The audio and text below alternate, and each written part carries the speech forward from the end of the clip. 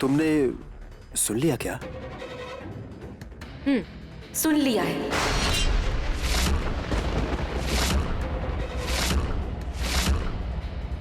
कोई खींचने वाली रस्सी सासू माँ के हाथों में कह रहे थे ना? बस मैंने उतना ही सुना है। ये लीजिए सासू माँ।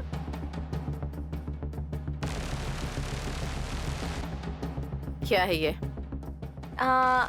गेस कीजिए। वॉच? नहीं। मोबाइल? वो भी नहीं है। हे, वो चाहे जो भी हो, पहले यहाँ से निकलो। अरे ऐसे कैसे चले जाऊं? बड़ी मेहनत से बना कर लेकर आई हूँ। मतलब वो खाने की चीज होगी। लेकिन आप नहीं खा सकते, सिर्फ सासू माँ ही खा सकती है, क्योंकि मैं सिर्फ इनके लिए लाई हूँ। आखिर इसमें है क्या, जल्दी बताओ। जहर।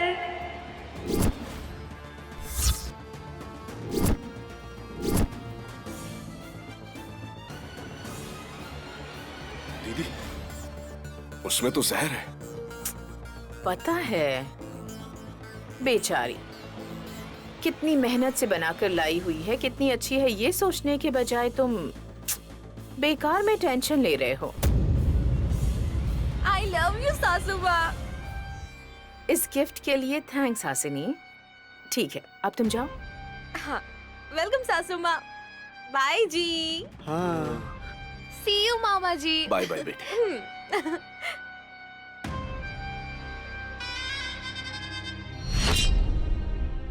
दीदी, तुम्हारी बड़ी बहू का गिफ्ट है, थोड़ा टेस्ट कर लो। मैं क्यों करूंगी? जिसे टेस्ट करना चाहिए वही करेगा।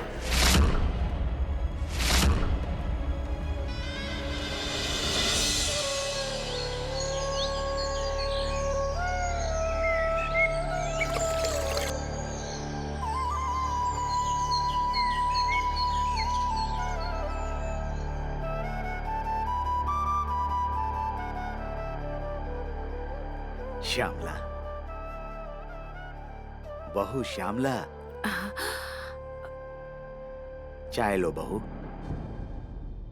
माफ कीजिए बाबूजी, मैं आपको तकलीफ दे रही हूँ।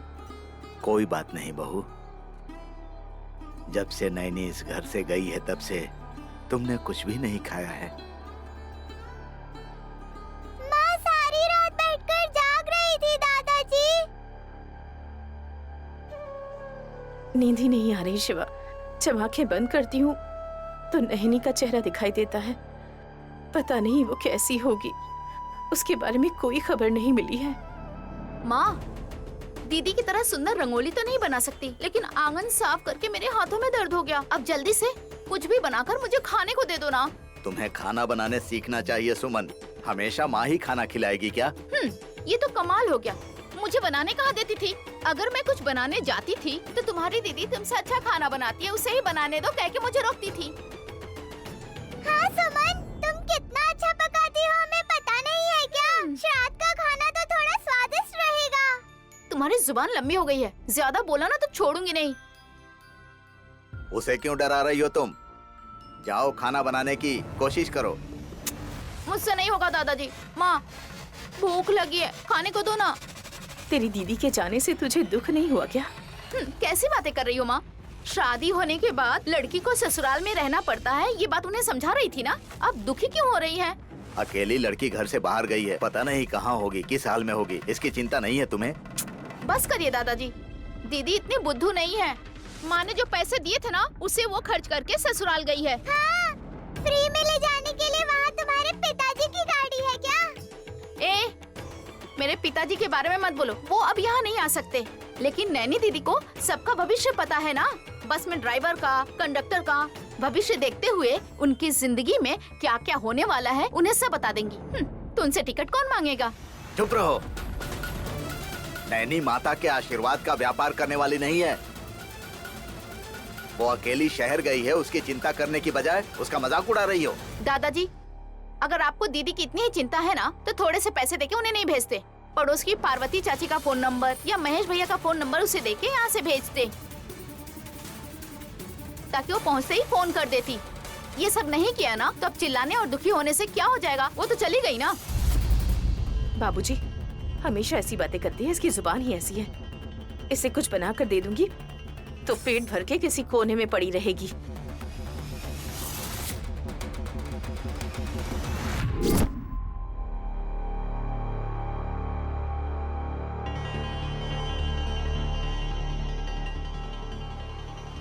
आइए भाभी।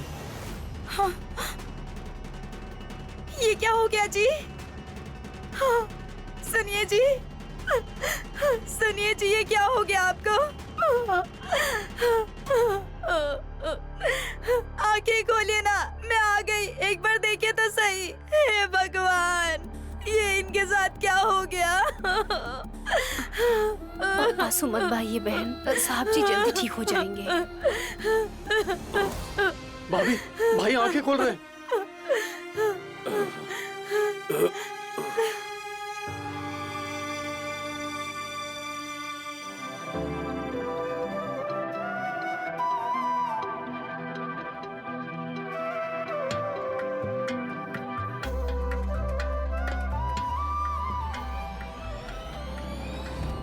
सर चकराना, आपको उल्टियां होना, ऐसा कुछ भी नहीं हो रहा है ना साहब जी? नहीं भैया, इस बेचारी ने सारी रात जाग कर आपकी अच्छी तरह से सेवा की है भैया। आपको बुखार था, वो गीला कपड़ा सर पे रख रही थी। सांप के काटने की वजह से आपको बहुत तेज बुखार आ गया था। अब आप होश में आ गए हैं ना, अब आपको कुछ नहीं होगा, आप ठीक हो जाएंगे। तुमने मेरे सुहाग को बचा लिया है बहन। अरे आप मेरे आगे हाथ मत जोड़िए बहन, इनको सांप काटेगा मैंने सावधान किया था पर इन्होंने ध्यान ही नहीं दिया। मेरे किए हुए पाप ही मुझे सांप बनकर डसे बहन। सही समय पर तुमने बचा लिया बहन, नहीं तो मेरी पत्नी का आज क्या होता। आपके गुनाहों के बारे में मुझे पकिया ने बताया है जी। मैं विनती कर रही हूँ, आप ये काम छोड़ दीजिए। मुझे माफ कर दो।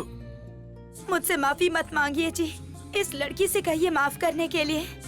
मुझे माफ कर दो बहन। अरे रे, आप भी क्या साहब जी, वैसे आप दोनों को एक दूसरे के साथ रहना चाहिए।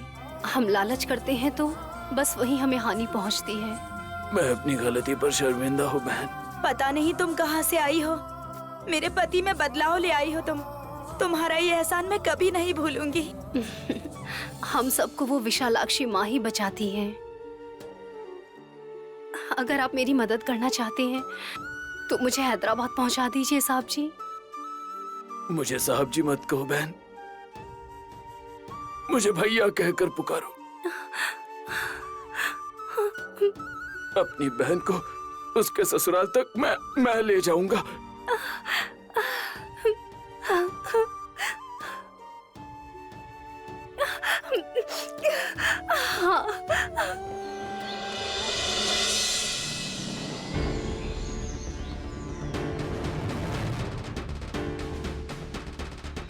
मुझे यहाँ बुलाने का कारण क्या है जगदीश? स्वामी जी, सदानंद स्वामी जी ने मेरे बेटे विशाल को प्राण दोष कहकर उसके हाथों से मृत्युंजय यज्ञ करवाया था। करने के बाद भी विशाल का एक्सीडेंट हो गया। मतलब स्वामी जी ने विशाल के हाथों में जो रक्षा सूत्र बांधा था उसके नीचे गिर जाने से एक्सीडेंट?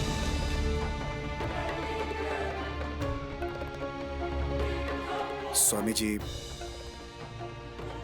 सदानंद स्वामी जी हिमालय जाने से पहले अगले कार्य के लिए आपसे संपर्क करने के लिए कहा था, इसीलिए मृत्युंजय यज्ञ को विशाल ने पूरे विश्वास के साथ किया है क्या, या फिर अनिवार्य ही समझ के किया है?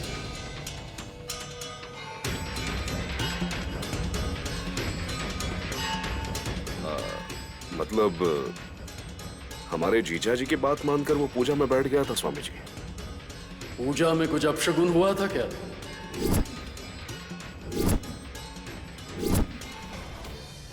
मेरी सासू माँ ने आरती की थाली नीचे गिरा दी थी।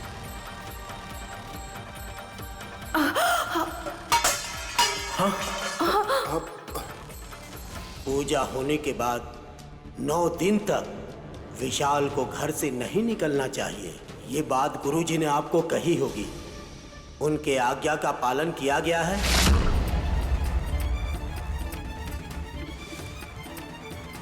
उसी दिन विशाल बिजनेस के काम से लक्ष्मीपुर गया था स्वामी जी। मतलब जो त्रुटि हुई है उसे क्षमा करने के लिए कह रहे हैं? क्षमा कीजिए स्वामी जी, आप अपने बेटे को बचाने के लिए कह रहा हूँ। विशाल की, आपके बेटे विशाल की कुंडली यहाँ लेकर आइए। अभी जाकर मैं विशाल को लेकर आती हूँ।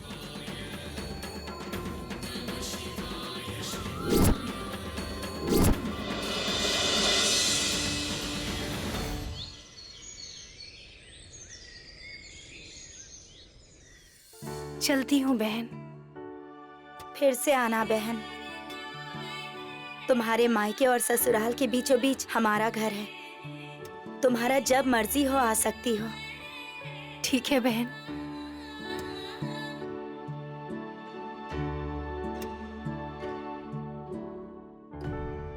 तुमने मेरे सुहाग को मरने से बचाया है नैनी। तुम सुहागन बनकर 100 साल जियो दुआ करती हूँ। ये साड़ी ले लो बहन।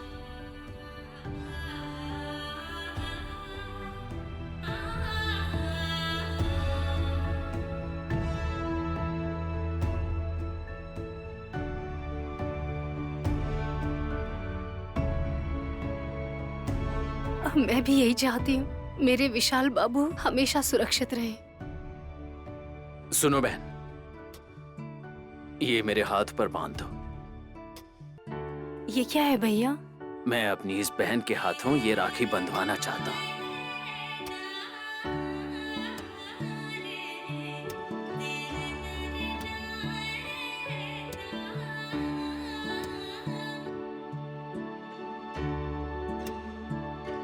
अब राखी बंधवाई है तो जो बहन मांगेगी वो देना भी पड़ेगा।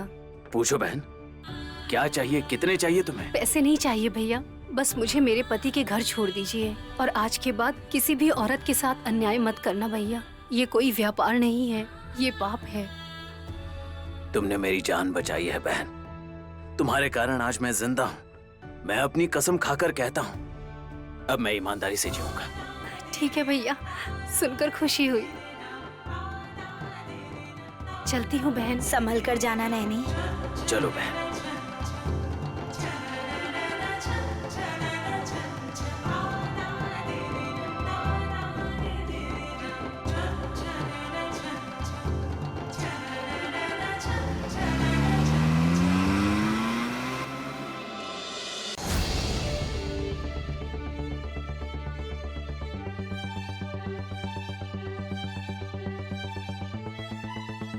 बेटा विशाल, बैठ जा बेटा।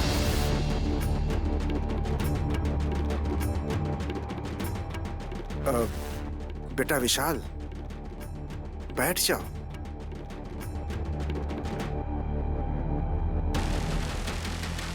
विशाल, बैठ जाओ बेटा।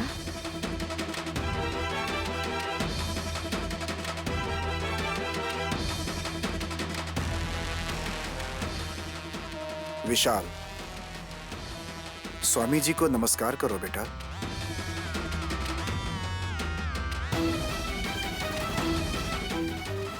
विशाल, स्वामी जी को नमस्कार करो। नमस्कार स्वामी जी। सुखी भवः। मेरी जिंदगी का सुख कब का निकल चुका है और इसकी वजह है मेरे डैड। आपको क्या पता इस बारे में?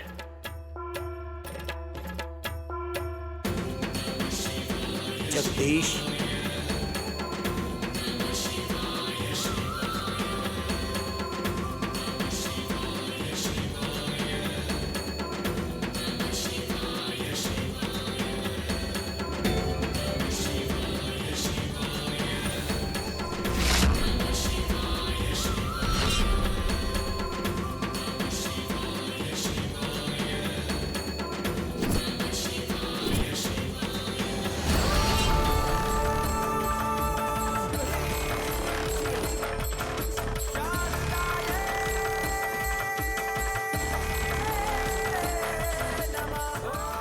जरा अपना दाहिना हाथ दिखाओ मुझे।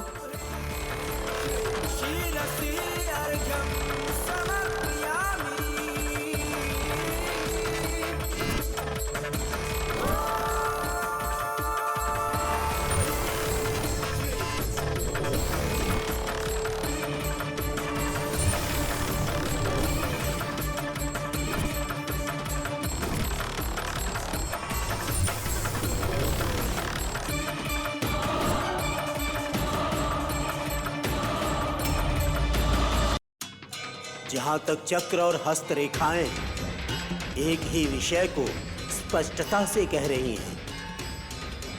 हमें कोई समस्या आने वाली है क्या स्वामी जी? जो आने वाली है वो सिर्फ समस्या नहीं है। तो फिर? मृत्यु है, मृत्यु है, मृत्यु है, मृत्यु है।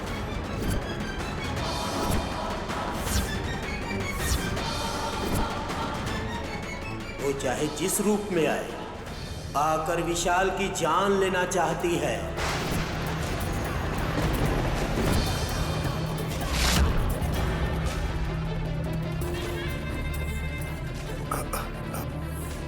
उस मुसीबत से बेटे को आप बचा लीजिए स्वामी जी। आपके बेटे को बचाने की शक्ति केवल विशाल की पत्नी में है।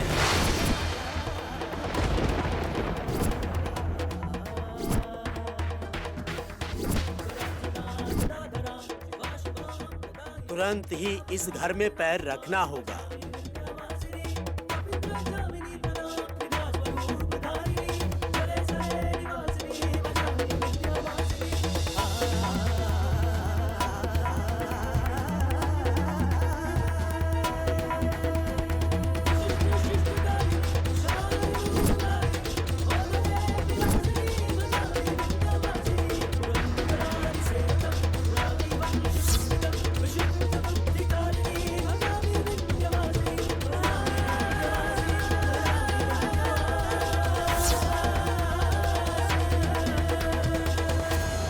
विशाल की अब तक शादी नहीं हुई है स्वामी जी, और आप तो तुरंत ही विशाल की पत्नी को घर में कदम रखना चाहिए ऐसा कह रहे हैं।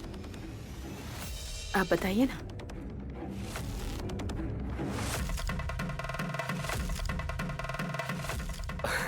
मतलब बहुत जल्दी विशाल के लिए लड़की ढूंढने वाले हैं।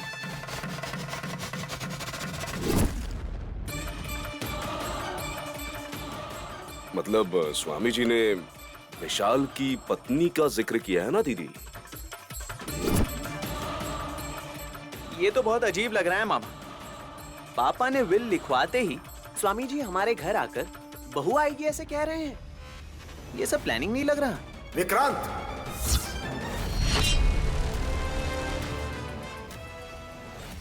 इसकी बातों पर ध्यान मत दीजिए। इसने अनजाने में सब कह दिया। अब हमें जानना होगा कि विशाल क्या चाहता है।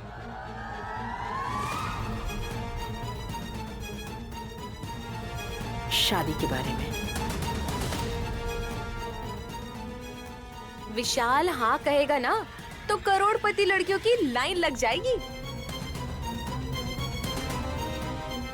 बताओ बेटा, तुम हाँ कहोगे या फिर ना कहोगे? मैंने अपने वादे को तोड़ दिया है माँ। अब आपको क्या जवाब दूं कुछ समझ नहीं आ रहा। बताओ ब्रो। स्वामी जी तुरंत बहू को लेकर आइए कहकर हमें सावधान कर रहे हैं। तुम्हारी खामोशी देखकर लगता है कहीं तुमने ऑलरेडी।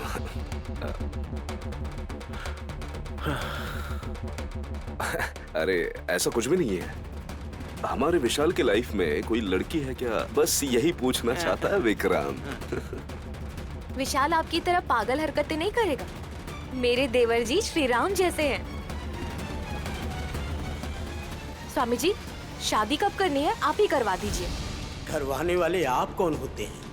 करने वाला मैं कौन होता हूँ? सब होता है उस ईश्वर की कृपा से। जो होना था वो हो चुका है।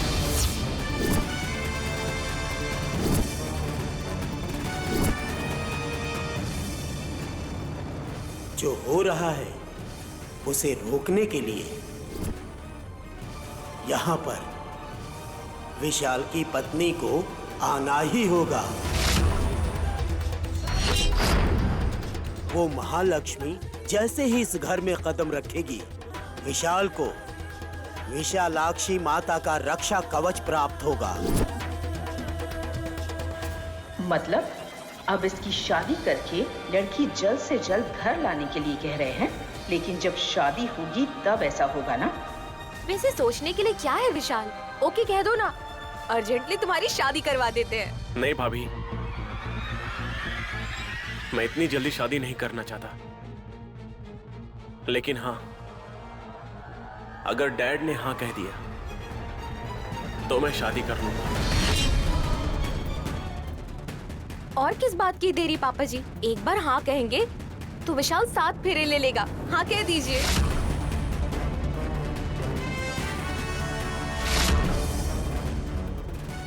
पापा जी कह दीजिए ना।